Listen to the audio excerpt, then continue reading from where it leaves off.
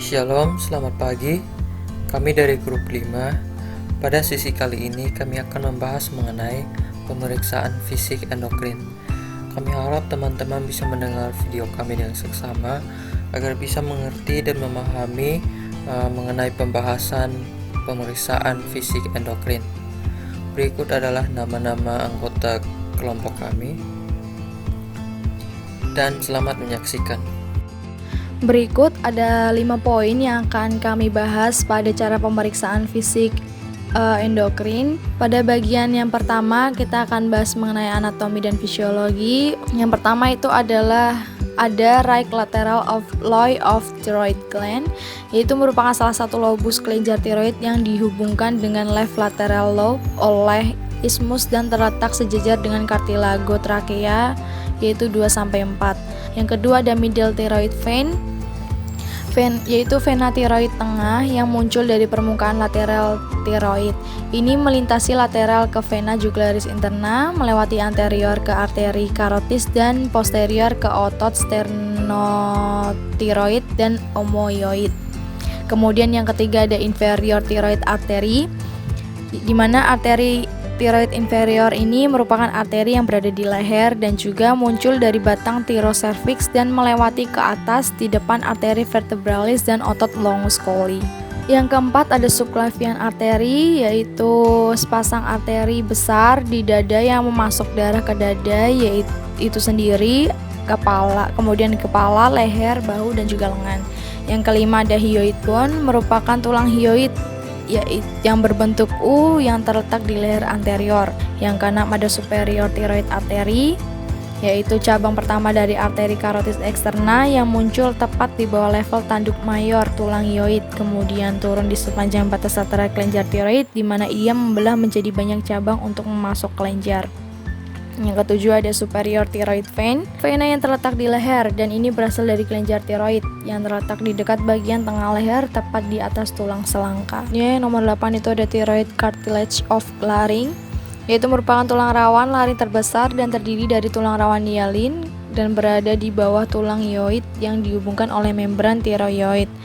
Kemudian ada internal jugular vein, merupakan struktur vena berpasangan yang mengumpulkan darah dari otak, daerah superficial wajah dan leher dan mengirimkannya ke atrium kanan. Dan yang ke-10 ada left lateral lobe of thyroid gland, yaitu merupakan salah satu lobus kelenjar tiroid yang dihubungkan dengan right lateral lobe oleh isthmus.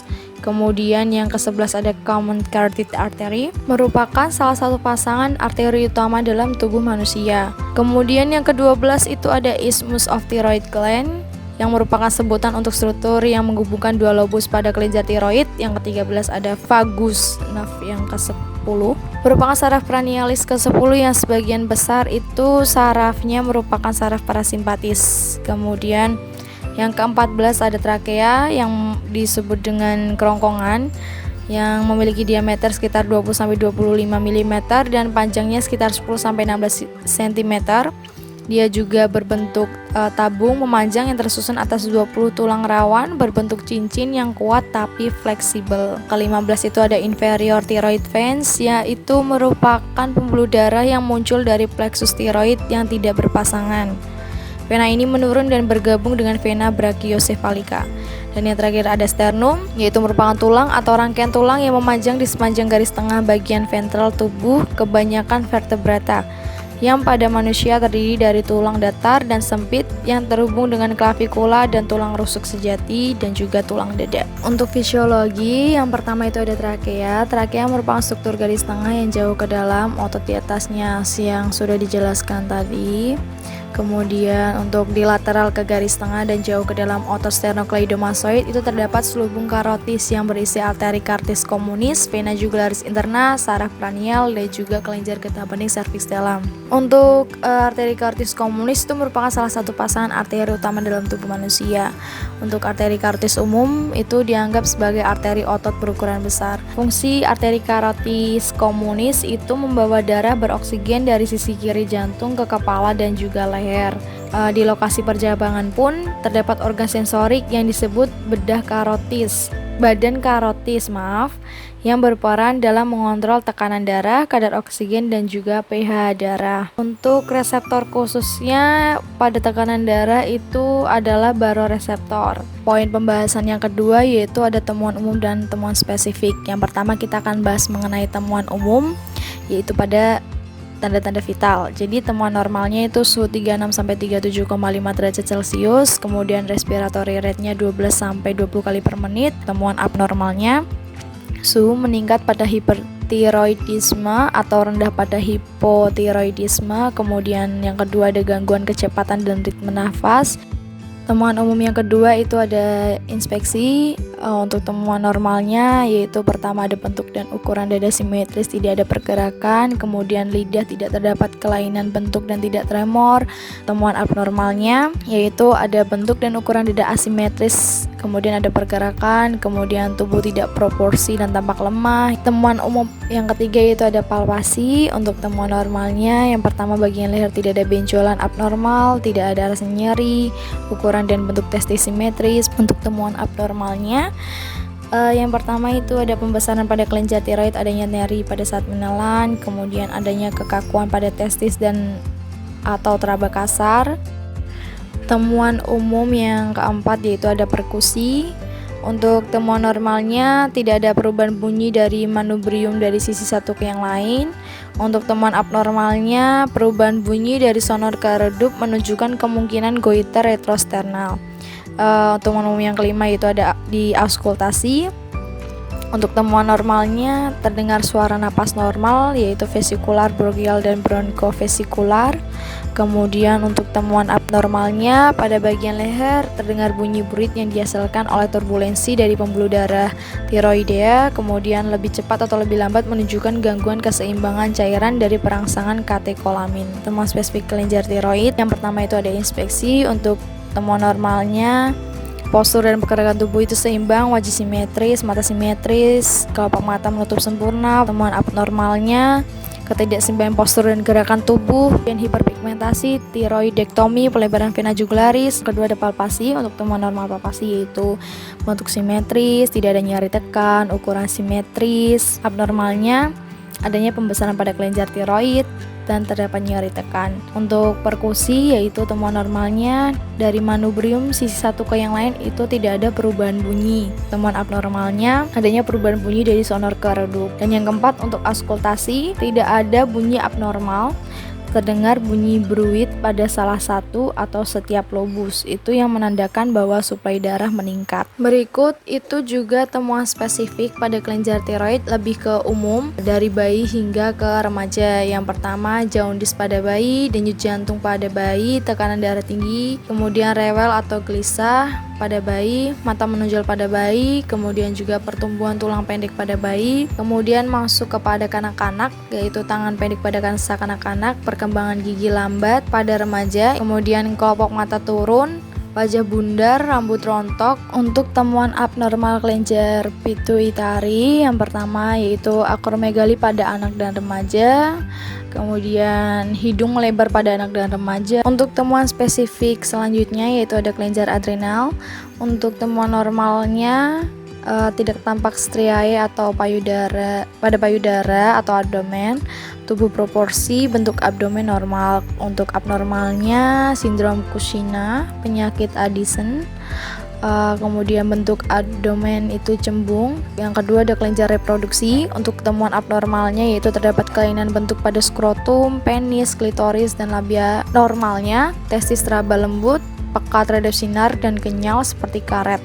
Kemudian hipofisis. Abnormalnya postur badan pendek, kulit pucat, pigmentasi puting susu berkurang, rambut aksila berkurang, perempuan atrofi mamae. Untuk masalah keperawatan, di sini kelompok kami mengambil 4 diagnosa keperawatan.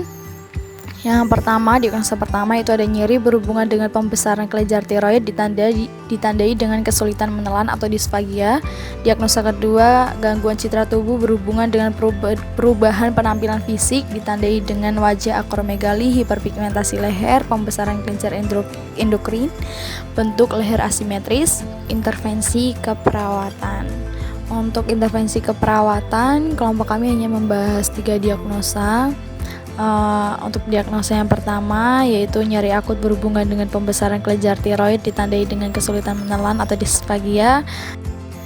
Untuk intervensi keperawatan, diagnosa yang kedua yaitu gangguan citra tubuh berhubungan dengan perubahan penampilan fisik ditandai dengan wajah akromegali, hiperpigmentasi leher, pembesaran kelenjar endokrin, dan juga bentuk leher yang asimetris. Untuk intervensi keperawatan yang pada diagnosa yang ketiga yaitu gangguan keseimbangan cairan berhubungan dengan perangsangan katekolamin ditandai dengan ritme jantung lebih cepat atau lambat. Cara melakukan pemeriksaan fisik, yang pertama pada tanda-tanda vital, kita cek suhu tubuhnya. Biasanya itu meningkat pada hipertiroidisme atau rendah pada hipotiroidisme. Kemudian pernapasannya itu pasti ada gangguan kecepatan ritme nafas. Kemudian untuk tekanan darah itu bisa naik atau turun. Kemudian juga nadinya itu bisa mengalami peningkatan. Pada cara melakukan pemeriksaan fisik yang kedua yaitu inspeksi. Yang pertama, bagaimana tekstur rambutnya, bagaimana distribusinya, kerapuhan atau hilang rambutnya. Kemudian kepalanya, bagaimana bentuk kepalanya, ukurannya, simetris atau tidak, dan proporsinya bagaimana. Kemudian pada mata, berwarna putih atau kuning, posisi matanya bagaimana, simetris atau tidak. Kemudian bagaimana bentuk dan kedipan kelopak mata. Untuk alisnya, bagaimana distribusi rambutnya. Kemudian pada hidung, apakah ada pembekakan, bagaimana warna permukaannya, dan juga pada mulut itu warna mukosanya dan kondisi giginya gimana, apakah pasien terdapat kesulitan menelan atau tidak. Yang selanjutnya yaitu lidah, apakah ada kelainan bentuk, kemudian ada tidaknya tremor pada saat diam atau bila digerakkan. Pada wajah pasien dilihat warna kulitnya, apakah ada eritema, ruang pipi, dan juga bagaimana ekspresinya, apakah ada kecemasan. Untuk leher, apakah tampak membesar, simetris atau tidak, atau ada tidaknya distensi vena jugularis. Kemudian adanya suara parau atau serak.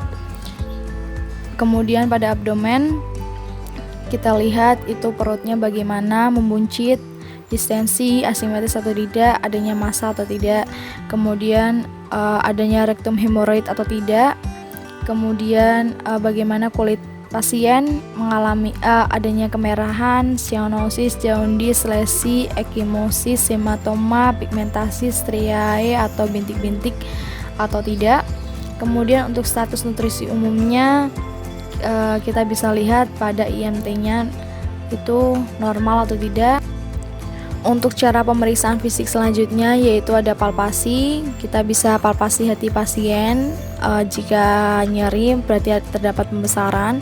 Untuk limfa juga begitu. Jika nyeri berarti terdapat pembesaran pada limfa. Untuk yang ketiga ada perkusi. Perkusi abdomen pasien, terdapat suara tipani atau pekak. Kemudian perkusi hati pasien dan juga limfa pasien. Kemudian yang keempat, untuk auskultasi, kita bisa auskultasi abdomen dengan kita lihat bagaimana peristaltik ususnya, suara vena, dan juga apakah ada suara gesekan. Berikut adalah daftar pustaka. Sekian dari kelompok kami. Kami minta maaf apabila pada saat menjelaskan kami ada salah pengucapan ataupun yang tidak berkenan. Terima kasih, Tuhan Yesus memberkati.